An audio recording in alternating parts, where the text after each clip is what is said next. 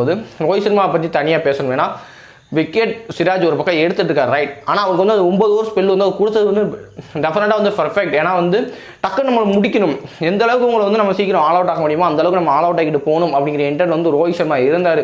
So அது வந்து பேட்டிங்னு வந்து கண்டினியூ ஆச்சு. 55 ரன் தான் லீடு, எவ்வளோக்கு எவ்வளோ சீக்கிரம் இந்த லீடை நம்ம எடுக்க போகிறோம் அதை நம்ம எடுத்து ஆகணும் அப்படின்ட்டு அட்டாக்கிங் ஆடினாரு. அவுட் ஆன பால் வந்து அன்ஃபார்ச்சுனேட் வந்து கொஞ்சம் எக்ஸ்ட்ரா பவுன்ஸ் ஆகுது. இல்லை அப்படின்னா ரோஹித் சர்மா ஒரு பெரிய ஸ்கோருக்கு போயிருந்துருவாங்க. அந்த பேட்டிங் நம்மளோட இன்டென்ட் தெரிஞ்சு செகண்ட் இன்னிங்ஸ்லேயே வந்து பார்த்தீங்க அப்படின்னா அந்த ஒரு சைடு வந்து மார்க்கரை மடிச்சு இருக்கும்போது அவருக்கு வச்ச ஃபீல்ட் செட்டப், செகண்ட் வந்து சிராஜ் அந்த எண்டு மாற்றி கொண்டு வந்து சிராஜ் அந்த லென்த்தை போட வச்சு எடுக்க வச்ச விதம் வந்து ரோஹித் சர்மா கேம்ஸ்ல வந்து எனக்கு ரொம்பவே பிடிச்சிருந்துச்சு. ஸோ அதை வந்து மறுபடியும் இப்போ தான் கற்றுட்டு இருக்காரு, அது இன்னும் அதை வந்து மேம்படணும். அப்படிங்கும்போது வந்து டெஃபினட்டாக வந்து இதே மாதிரி அட்டாக்கிங் இன்டென்ட்டில் ஆடினா தான் ஓவர்சீஸில் நம்ம ஜெயிக்க முடியும். ஸோ பார்க்கலாம். அதுக்கப்புறம் விஷயம் வந்து என்ன அப்படின்னா, உண்மைக்கு வந்து சவுத் ஆஃப்ரிக்கா வந்து ஃபர்ஸ்ட் இன்னிங்ஸில் 55 ரனுக்கு ஆல் அவுட் ஆகுனா தான் இந்த மேட்ச் நம்ம ஜெயிக்கிறதுக்கு மிகப்பெரிய காரணமே நான் சொல்லலாம். ஏன்னா வந்து